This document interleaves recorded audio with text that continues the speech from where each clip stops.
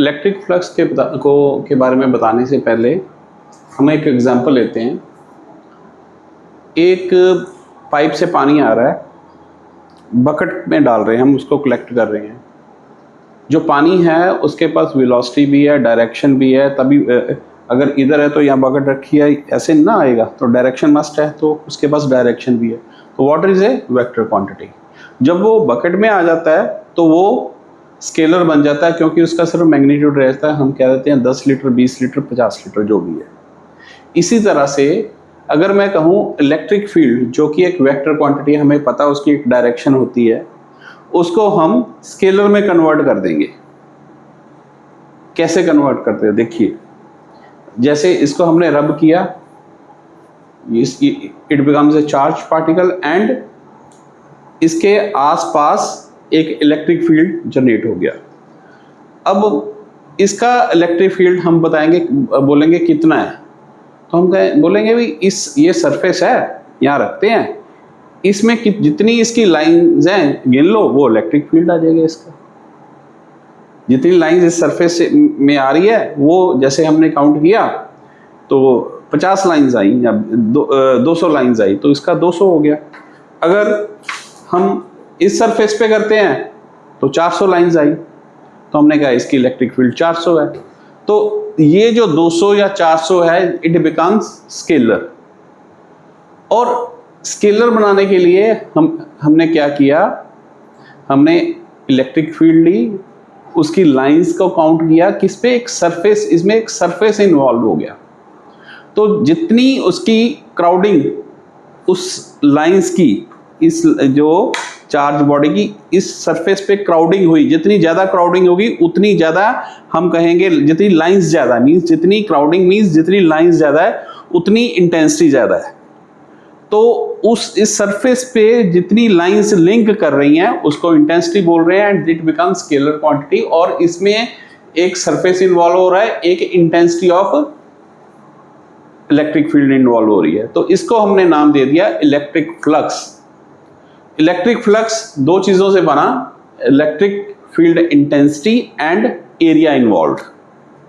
अगर ये एरिया, जैसे हम एरिया इंक्रीज कर देते हैं तो ज्यादा हो गया, इसी को हम लेके चले जाते हैं दूसरे रूम पे, इसमें जो लाइंस है हम काउंट करते हैं, तो जो लाइन 400 पहले आ रही थी अब 100 रहेगी, तो इसका मतलब इसकी क्राउडिंग कम होगी, वहां पे इंटेंसिटी कम होगी।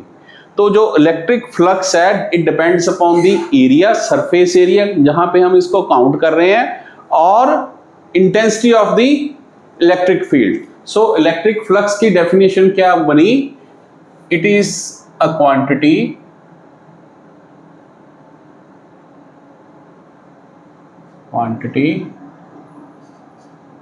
formed by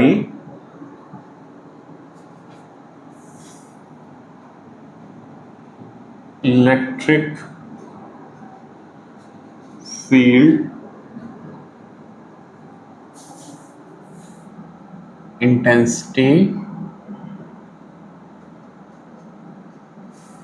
E and area A, which is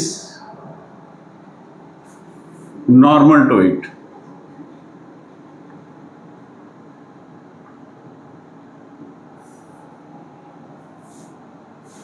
और ये स्केलर क्वांटिटी होगी। हमने पहले बोला कि ये it is a scalar quantity, पहले हम लिख देते हैं, इसको लिखेंगे हम phi electric equals to E, area भी वेक्टर क्वांटिटी है, ये पहले भी बताया हुआ मैंने क्रॉस प्रोडक्ट में, अभी फिर मैं बताऊंगा एरिया वेक्टर। तो ये दोनों वेक्टर का डॉट प्रोडक्ट बनेगा ये, तो जो ये है it is a scalar quantity.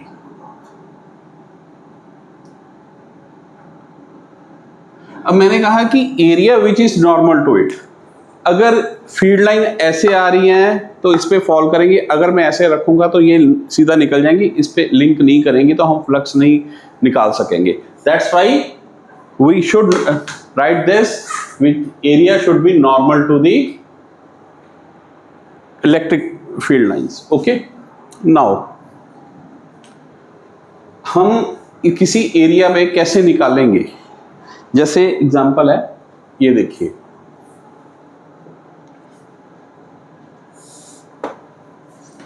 हमने एक ये लिया,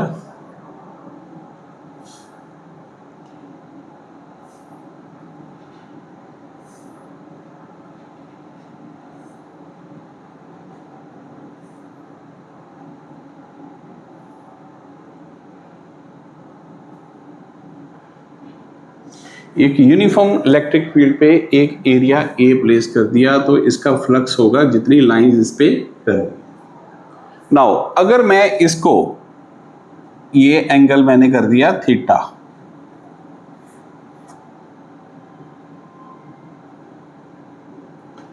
सेम एरिया मैंने थीटा पे इसको मैंने टिल्ट कर दिया, now it is an angle theta. तो क्या ये लाइंस सेम है? देखिए जितनी पहले इसमें लाइंस थी अब कम होगी, तो हम कैसे निकालेंगे कितनी लाइंस हैं ये लाइंस कितनी होंगी ये देखते हैं। अब अगर इसको निकालते हैं, ये वाली जो है हमारे पास, it becomes a cos theta. कैसे ए कॉस थीटा है?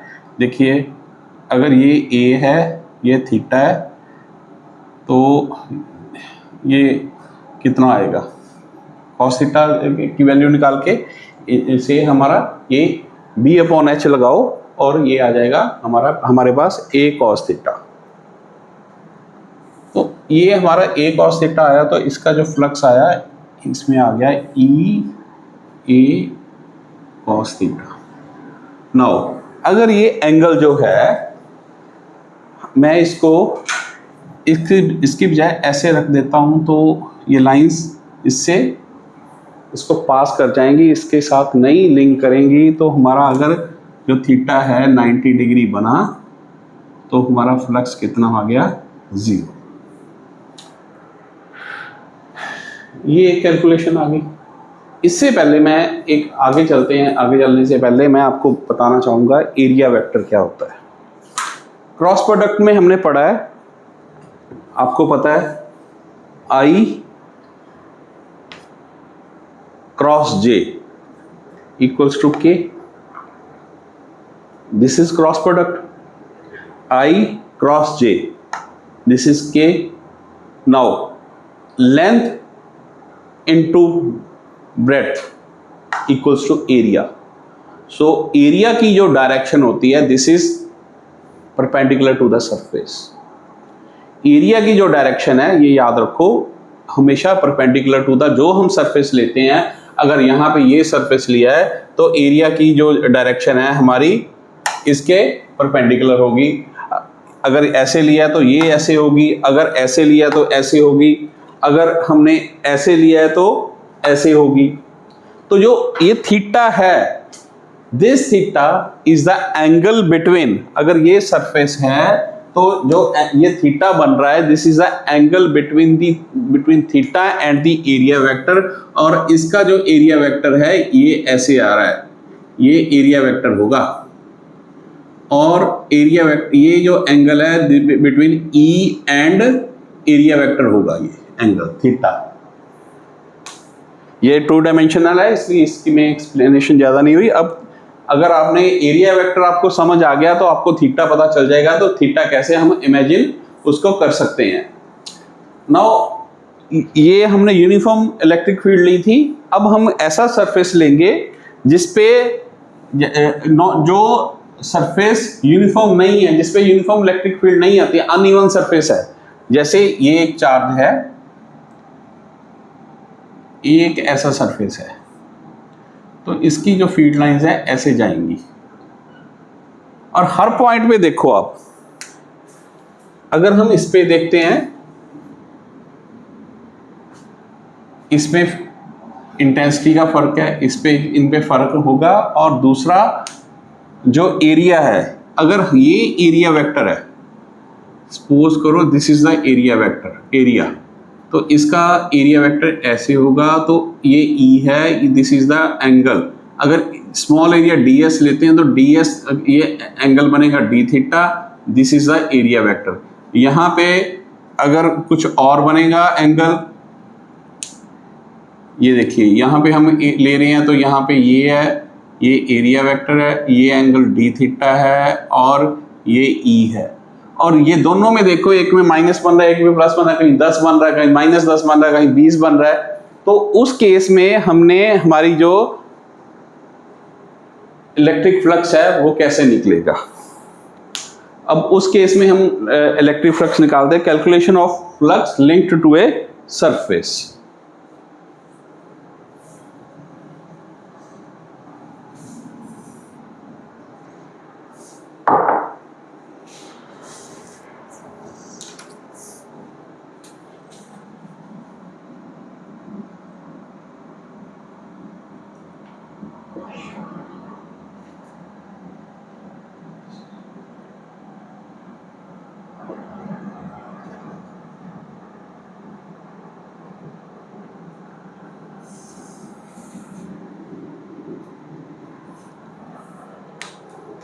फिगर हम फिर से बना लेते हैं ऐसे।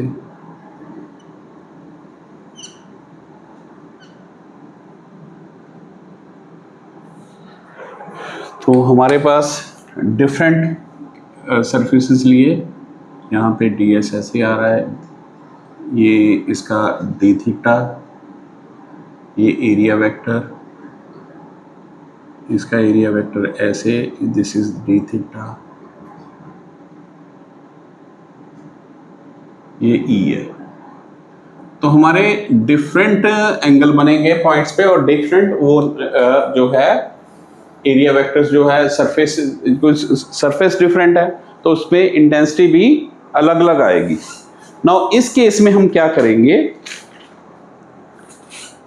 कैसे निकालेंगे। एक स्मॉल सरफेस हमारे पास क्या है, D S, small surface D S है। डी एस से कोई एक स्मॉल सरफेस ले लेते हैं, उस पर हम फाई कैसे निकालेंगे, फाई इलेक्ट्रिक कैसे निकालेंगे, और जो होगा डी फाई होगा, डी फाई इक्वल्स टू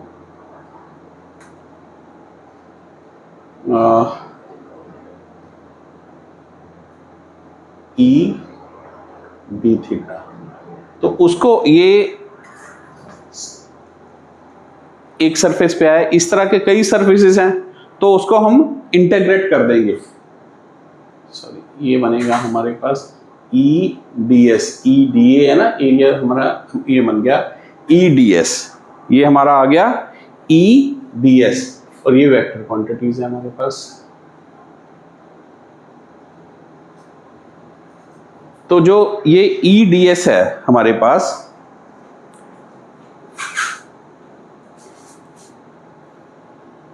जैसे इसके जो मैग्नीट्यूड क्या होगा, यहाँ पे ले लेते हैं ई ए कॉस थीटा। यहाँ पे जो मैग्नीट्यूड है ई ए, जो डॉट प्रोडक्ट है ई ए कॉस थीटा है यहाँ पे, तो ये आ जाएगा E D S cos theta, E D S cos theta. E constant है हमारे पास और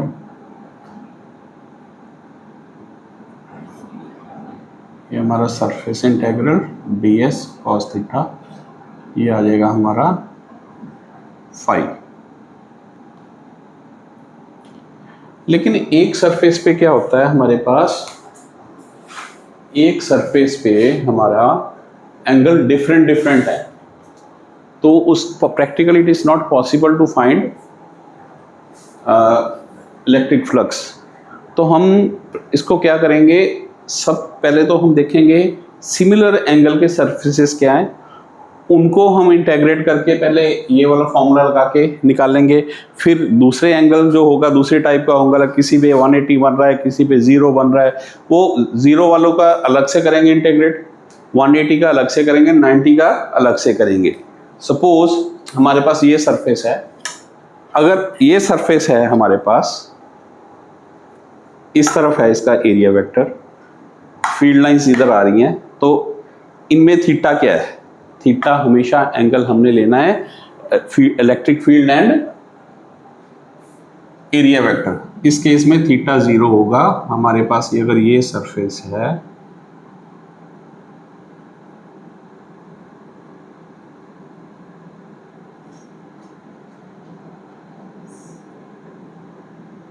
ये हमारा एरिया वेक्टर है, ऐसे हमारी ई आ रही है। तो इस केस में हमारा क्या है, theta equals to 0 between area vector and E. तो हमारा फाई क्या आएगा,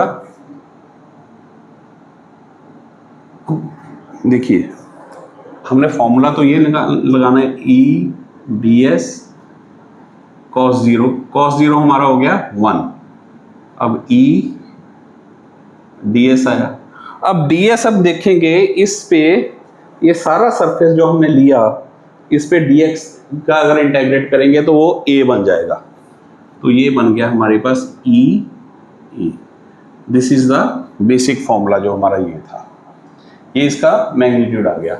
यहाँ से हमने फाई इलेक्ट्रिक फ्लक्स निकाला, तो यहाँ से हमारी इलेक्ट्रिक फील्ड इंटेंसिटी की भी एक वो आ रही है, phi upon A. This is flux, electric flux per unit area is called electric field intensity. यहाँ पे ये भी आ गया हमारा एक। नाउ ये हमारा केस था जब थीटा 0 है। अब हमने एरिया वेक्टर इधर लिया, इधर इलेक्ट्रिक फील्ड। नाउ अगर हमारा एरिया वेक्टर इधर है, फील्ड इधर है, तो एंगल थीटा इक्वल्स टू 180। तो फाई ई कितना हो जाएगा, हमें पता है ई डी एस का ए आ जाएगा और कॉस 180 डिग्री -1। नाउ एक और केस आता है, जैसे मेरे पास ये सरफेस है, तो इस सरफेस में हमारा लाइंस ऐसे जा रही हैं, लाइंस हमारी ऐसे जा रही हैं, तो यहाँ पे इलेक्ट्रिक फ्लक्स कितना आएगा। इस केस में जो हमारा एरिया वेक्टर ऐसे है, लाइंस हमारी ऐसे है, तो angle between area vector and electric field lines is 90 degree when theta equals to 90 degree. Theta equals to 90 degree. तो हमारे पास फाई ई कितना आएगा, ये ई ए और कॉस 90, कॉस 90 हमारा 0 होता है, तो हमारा फाई कितना आया 0। जब भी एरिया वेक्टर और इलेक्ट्रिक फील्ड ई 90 डिग्री पे है, नॉर्मल है, तो हमारा फ्लक्स जो है हमेशा 0 आएगा। ये आप याद रख लो। जब उनके बीच एंगल जब पैरेलल है, दोनों area vector and E is parallel, angle between them is 0 degree, then the flux is this one EA। यहाँ निकाला था अभी अपने, ये A वाला 180 है, तो -EA